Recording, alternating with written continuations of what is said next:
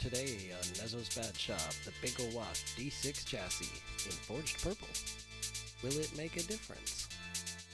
Overall performance is the main objective. Many skids coming soon. But first, we will unbox and inspect the chassis. I'll show you how to install it, both lower deck and upper deck. Alright, let's get started!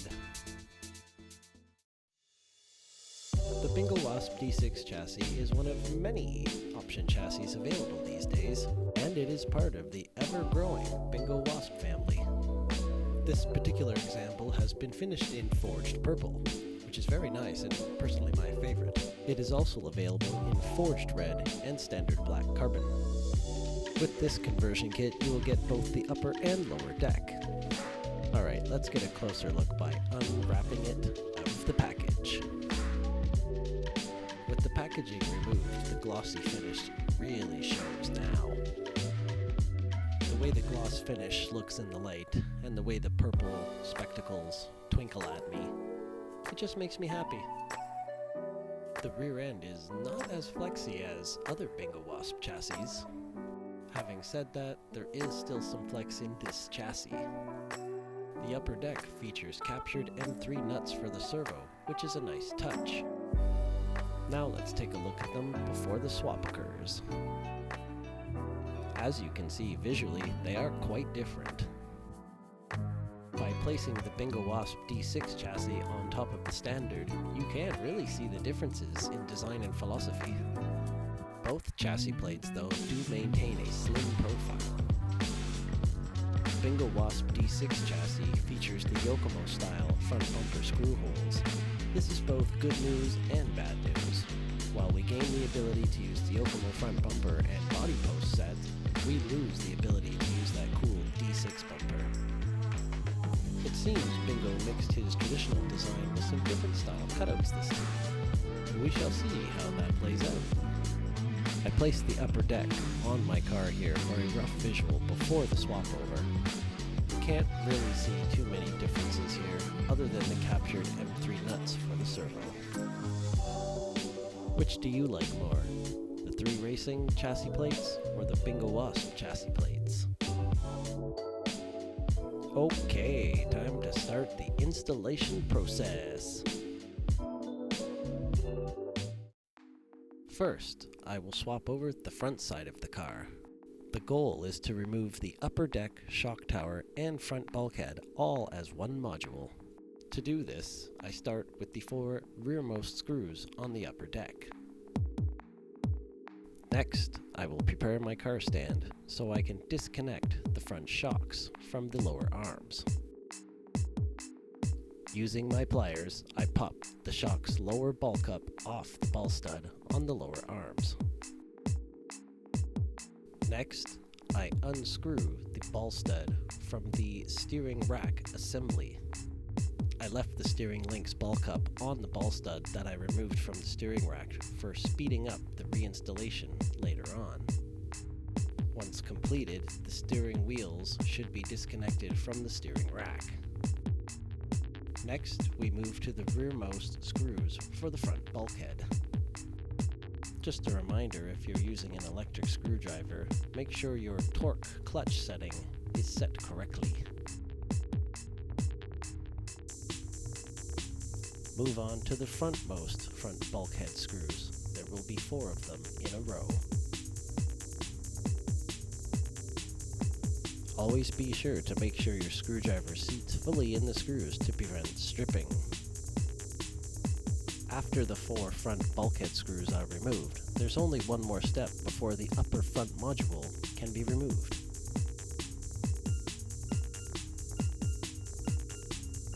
At this point, there's only 3 ball studs holding the upper module to the lower deck.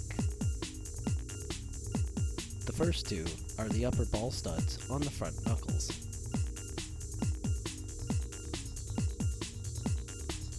Soon we can separate the upper module from the lower deck.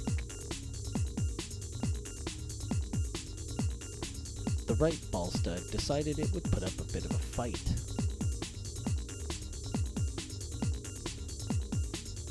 matter, patience is key.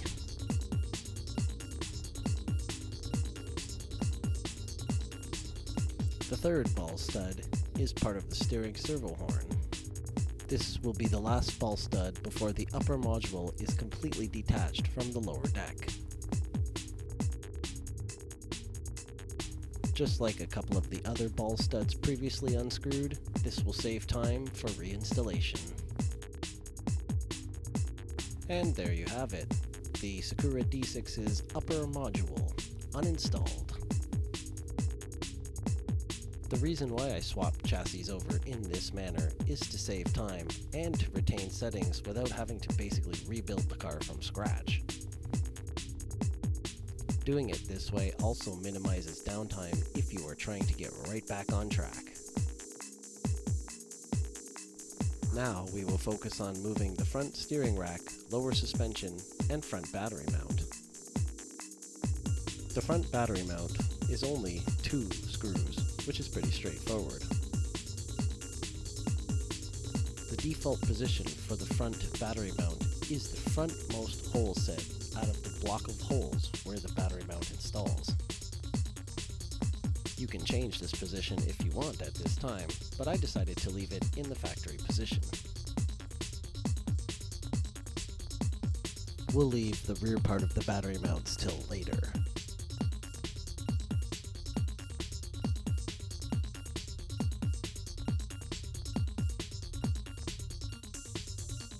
Here, I decided to check and see if everything was still moving freely, which it is, and that's a good thing. Okay, now we will remove the steering rack assembly from the lower chassis plate. To do this, you may have to grip the lower part of the steering rack assembly with a pair of pliers, or a hex wrench.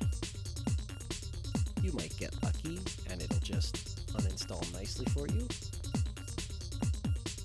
like this screw is doing.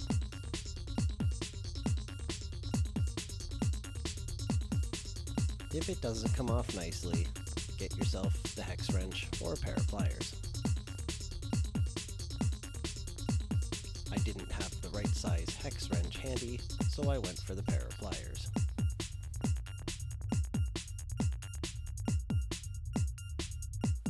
Grip the bottom part of the steering rack assembly where the hex nut is, and away you go.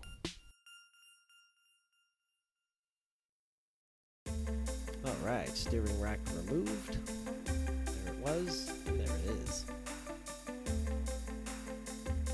Before we install it on the Bingo chassis, we will remove the lower suspension from the 3 Racing chassis. For this process, use a 5.5mm hex wrench for the bottom pillow ball assemblies. The hex wrenches generally fit better in these areas than typical pairs of pliers. You will have to wiggle the wrench around a little bit to get it seated, but once you do, the screw should come right out. Just take your time, and eventually the wrench will slip onto the pillow balls' hex. There we go, I got it.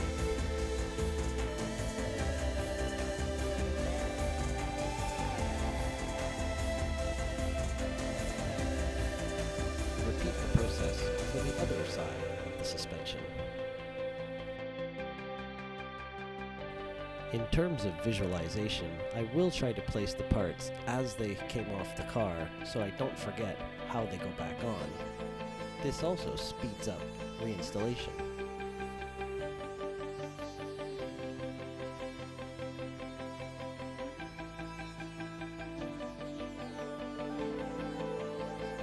Alright, the entire front suspension and bulkhead have been removed from the 3 Racing chassis.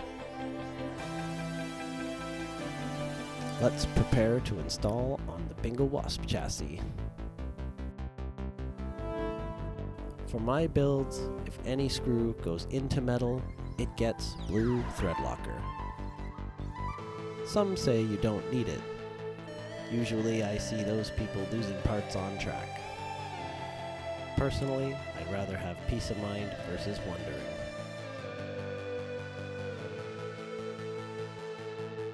To begin the process of reinstalling the lower front suspension, I will pre-thread the screws with thread locker into the pillow balls.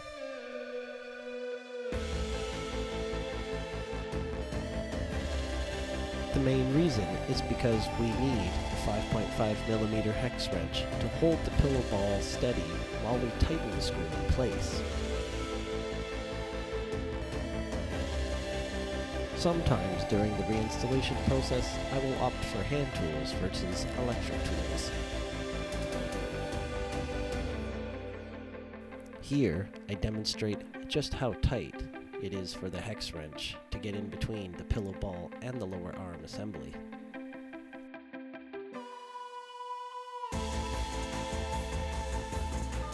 Okay, let's move on to the other side of the lower suspension.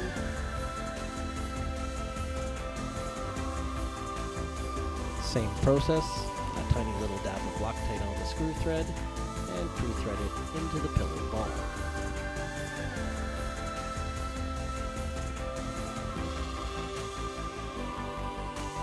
It's okay at this point to leave these screws a little bit loose, as you will tighten them with the hex wrench like we did previously.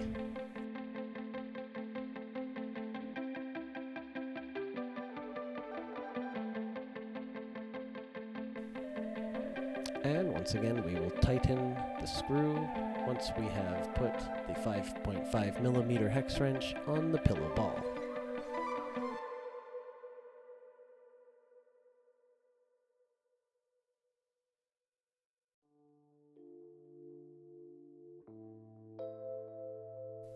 Okay, now we can get ready to put the steering rack assembly onto the Banga Wasp chassis.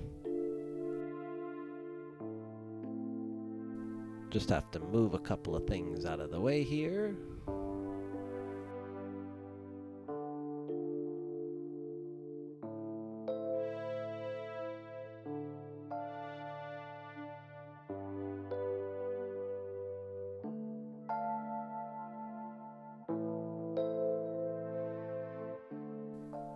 We will start by pre-threading the screws into the bottom part of the steering rack assembly, but not tightening them yet.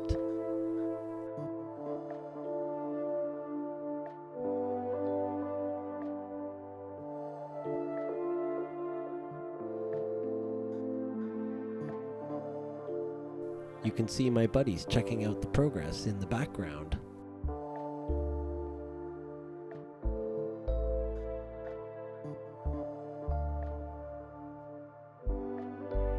When you're ready to tighten the screws, get that pair of pliers or a hex wrench to hold the bottom part of the steering rack assembly so you can tighten the screws. After assembly, always check to make sure the steering rack moves freely. At this point, we can reinstall the steering links ball stud onto the steering rack assembly on both sides.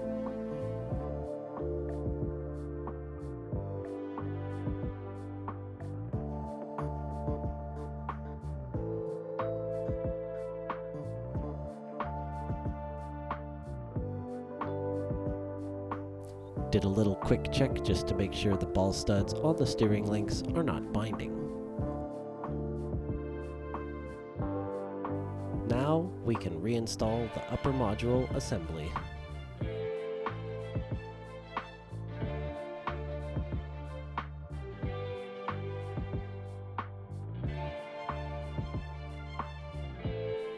To start, I installed the rearmost front screws for the front bulkhead, which is just out of shot. However, all the screws I will install at this time will all be installed loosely. The reason is so I can torque them down in a star-like pattern for the best possible installation. Next, we move to the frontmost bulkhead screws.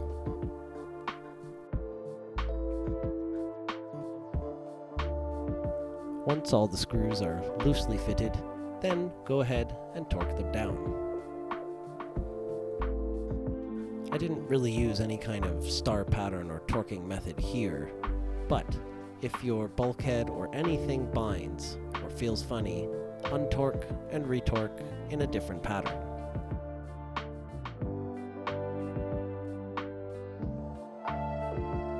Next, I installed the servo horn's ball stud back into the servo horn. Remember, the ball stud was still in the ball cup, so the assembly is faster. Next, we move on to the upper ball studs on the front knuckles. Remember that there are 2 spacers that need to go on these ball studs in between the knuckle and the ball stud. If you lose them or forget what size, refer to the manual for the correct sizing. I believe they're 2.5mm spacers. This part might be a little bit tricky, and you may have to flip the car over to make your life a little easier. Just take your time.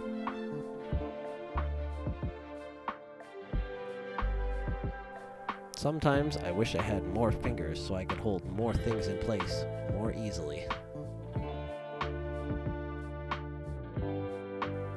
After this, we move on to resecuring the lower ball cups on the front shocks to the lower suspension arms.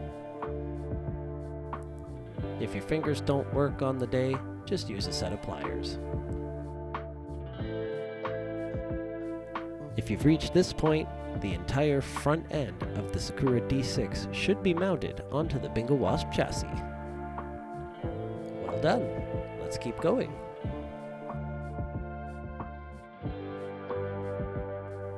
Now let's begin the removal of the entire rear end from the 3 racing chassis plate.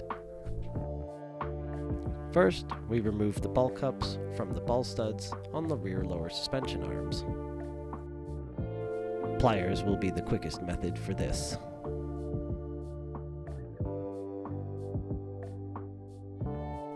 Remove the ball studs from the lower part of the rear knuckle. There are no spacers on the lower ball studs for the rear knuckle. There are only spacers on the top side. At this point, the drive shafts will fall out of the rear differential. Next, we will remove the 6 screws from the rear bulkhead assembly.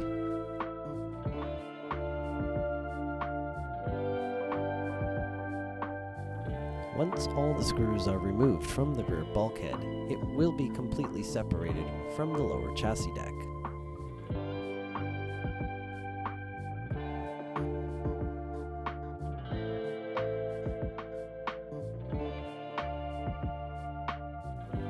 And there we are, completely separated. Looks like my belt is taking a bit of a beating.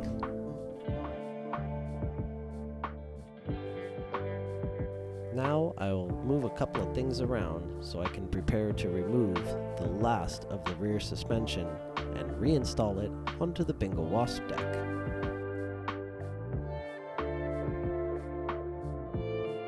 Here, I do a test fitting of the rear bulkhead assembly with the upper and lower deck.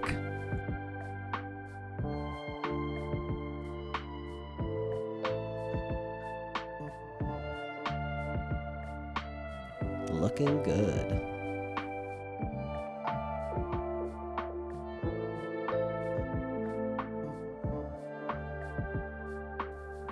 Alright, here is the rear bulkhead assembly for the Sakura D6. Pretty neat, eh? You will see here, these are the 6 holes that mount the entire rear bulkhead assembly to the chassis plate.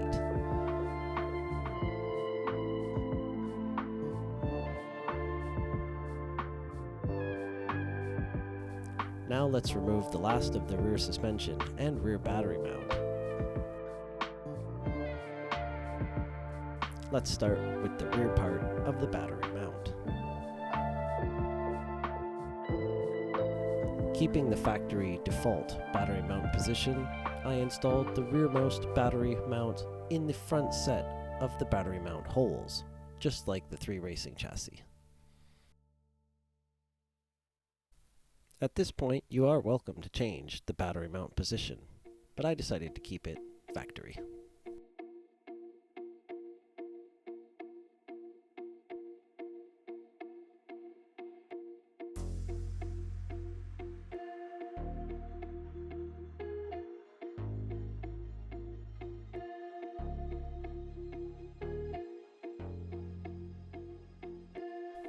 I really do like the simplicity and the way these battery mounts work.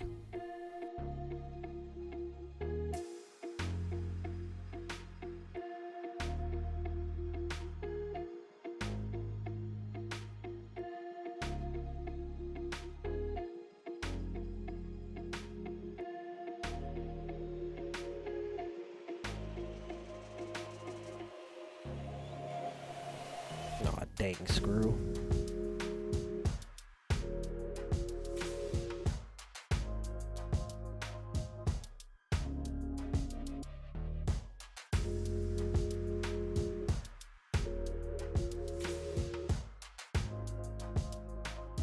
Alright, here we get our trusty 5.5mm hex going again onto the pillow balls so we can unscrew the screws very nicely.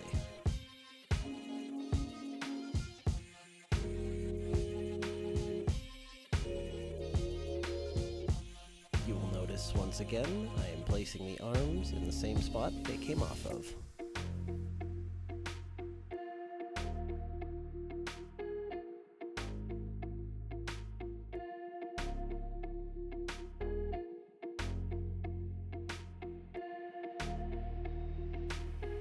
Wow.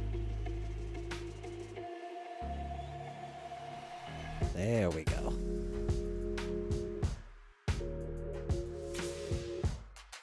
These screws are going back into the pillow balls in the lower rear suspension, so be sure to use some thread locker.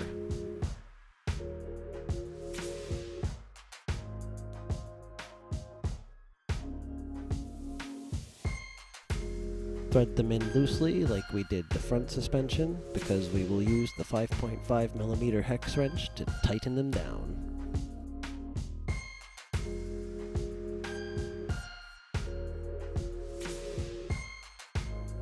There we go, I got the wrench in place.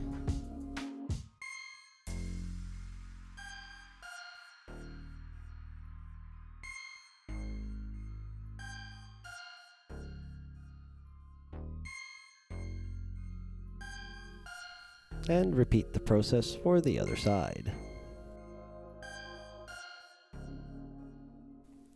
More of the homies checking out what's going on and how the progress is going.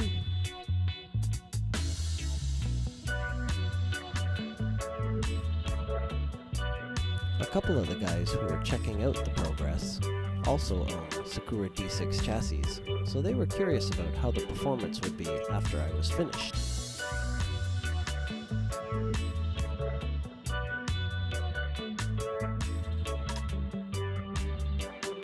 Give the rear lower suspension a check, make sure it's loose.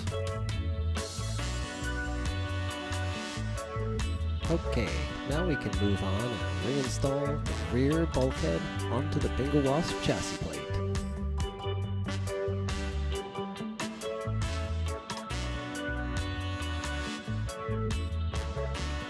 For this part, make sure that the upper deck slides in between the rear bulkhead. You'll know if you didn't get it set right because you won't be able to install the screws in the upper deck to the rear bulkhead. Now we reinstall the 6 screws back into the rear bulkhead.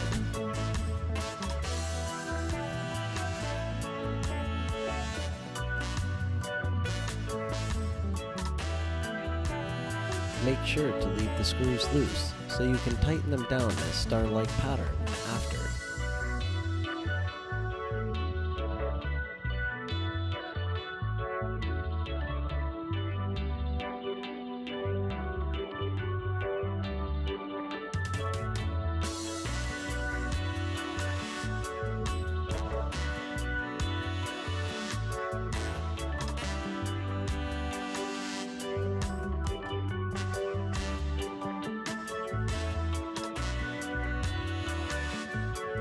Next, we will install the rearmost upper deck screws into the rear bulkhead.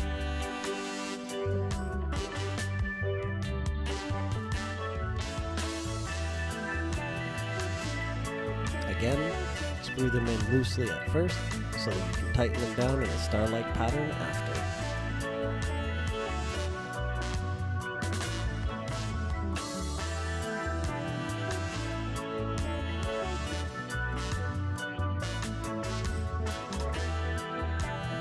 For the next part, make sure to put the rear drive shaft into the diff outdrive cup before screwing in the lower ball studs into the rear knuckles.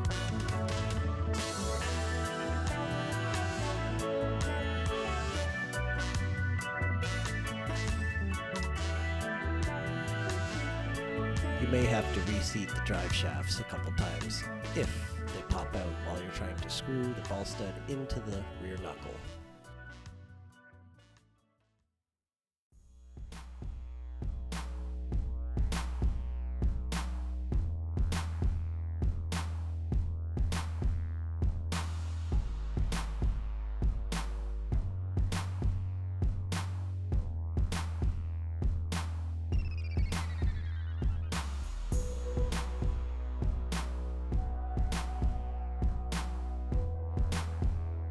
Okay, now we can move on to reattaching the rear shocks to the rear lower suspension arms.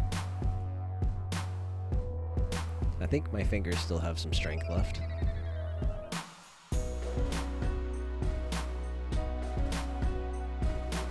And there we are. The 3 Racing Sakura D6 has been swapped over onto the Bingo Wasp lower chassis plate. Now we can move on to the upper deck.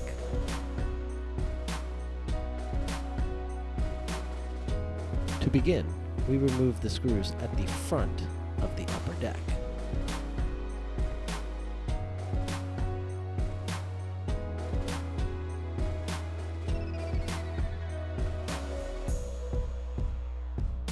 Next, we remove the rear screws from the upper deck.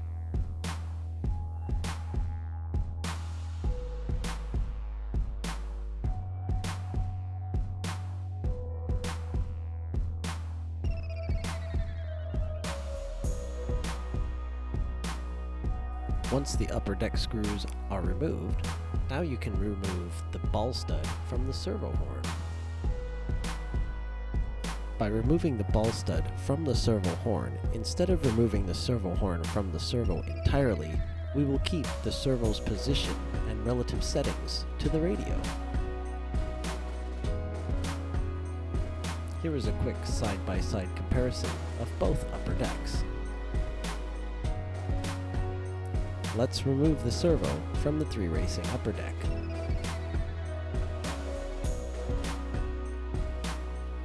After the servo has been removed, you will end up with spare plastic servo mounts.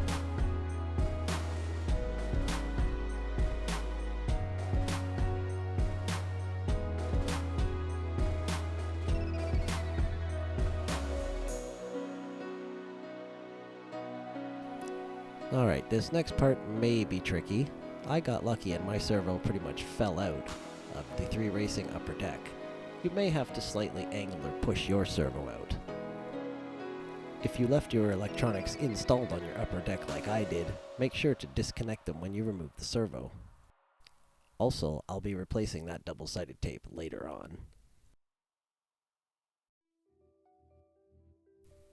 Okay, now we get a good overlapping look of the 3 Racing deck versus the Bingo Wasp's upper deck. You can see that the Bingo Wasp deck has a slimmer profile. Now we can install our servo into the Bingo Wasp upper deck. If the servo is a little tricky to install, just give it a little wiggle and angle. Just remember that the servo's output gear faces the forward part of the upper deck.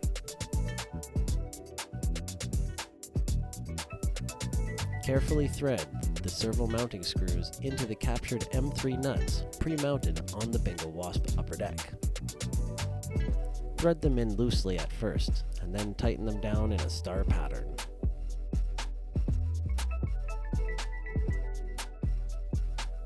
This, of course, will ensure even mounting. I also chose to push the servo as far forward as it would go. Even though it's not that much, it does make a difference.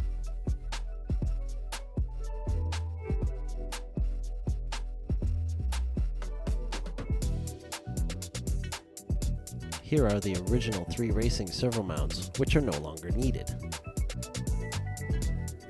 I chose to reinstall my gyro and receiver now, instead of waiting till the upper deck was on the car.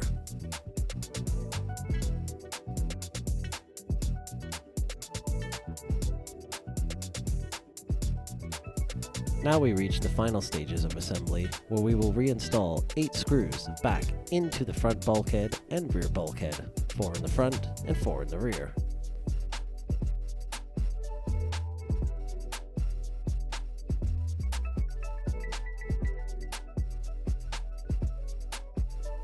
Thread them in loosely at first, then, once they're all in place, torque them down in a star-like pattern.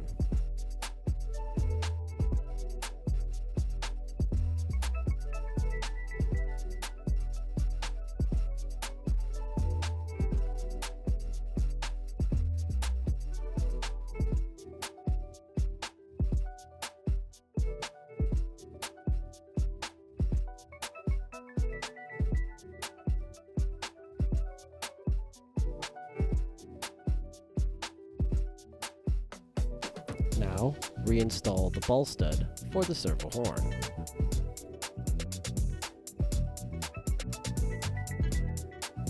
At this point, the chassis swap has been fully completed.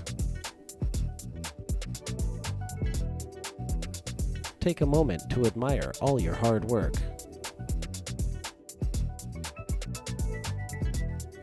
Double check the chassis for any missing or loose screws. You don't want to find them on track. Alright, let's get some skids, bud. Alrighty, on track at the Strictly Sideways Club in Mississauga, Ontario, Canada. Here we go. My test driver today is Daniel from Team Batshot. When I drove the car, almost immediately I noticed a huge increase in performance. The performance gains were noticeable everywhere on track. Low speed, mid speed, high speed, the gutter, infield, straightaway, it did not matter. The car will rotate on command and give me pretty much any angle I want in any corner at any time. I even found the mild understeer I would get from time to time with the factory 3 racing chassis plate has mostly been eliminated with the Bingo Wasp plate. I'm not sure yet if that attributes to the Bingo Wasp plate being less flexy or not. More testing will be needed. Overall, the car feels a lot more planted and a lot more drivable than it did before.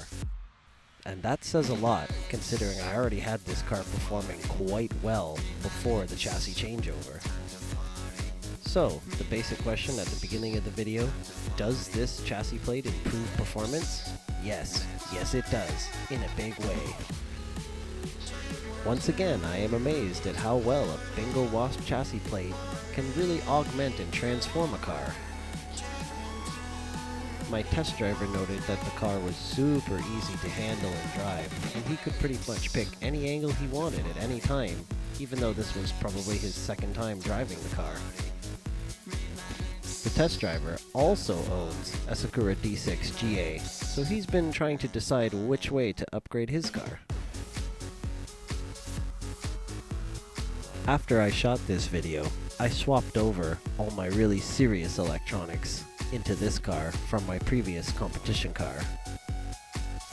I can recommend the Bingo Wasp D6 chassis to any D6 owner, both stock and GA. Let's put a body on it. Ah yes, new body compared to the previous video. Let's see if any of you can guess exactly what car this is. Hint, it's not what it looks like. The body was a custom creation by my buddy Justin W. With a body installed, we can really see how the chassis moves its weight around, which is handling it quite well. Let's sit back and watch the car dance a bit, shall we?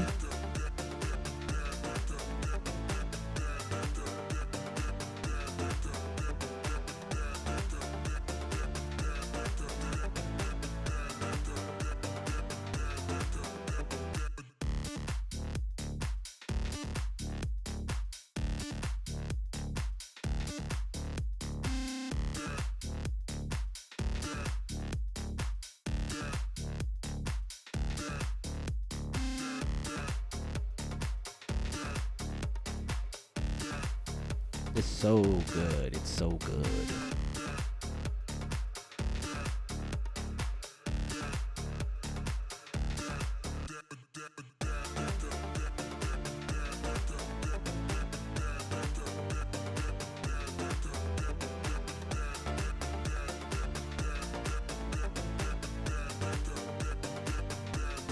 I believe it was around this point where I told the test driver to turn up the wick a bit.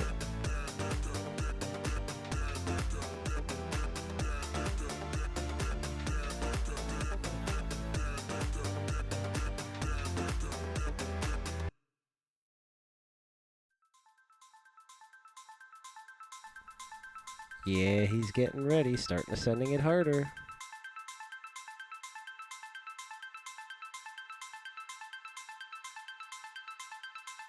Nice little gutter run there, let's go.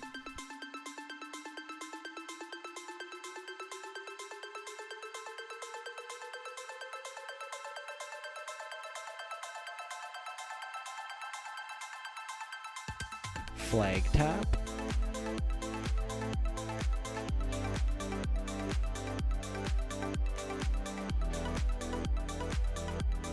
Ooh, a little too deep.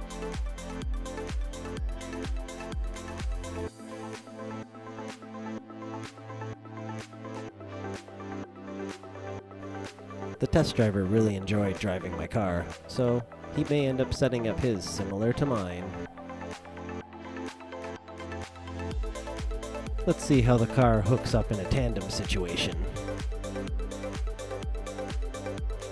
Joining us now is Team Relentless driver Samuel.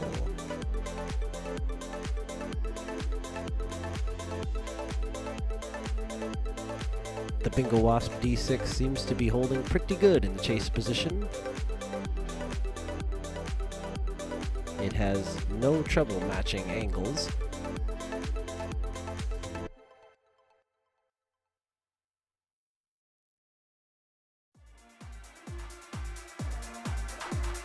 Our test driver also noted that it was very easy for him to manipulate his own angle while chasing, while mid-corner. This is very good, because some cars this is hard to do. Another thing both myself and my test driver noted was that the Bingo Wasp D6 also helped increase the side bite throughout the lap. No matter where the car was on track, there was always some side bite to be had.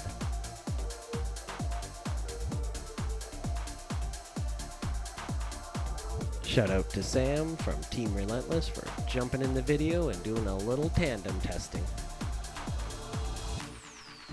Look at those angles, brother! For reference, this is a tuned car versus another tuned car. Shout out to the test driver Daniel and to the tandem driver Sam.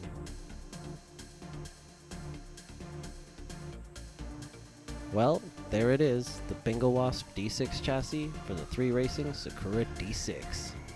Thank you for watching, like, comment, and subscribe.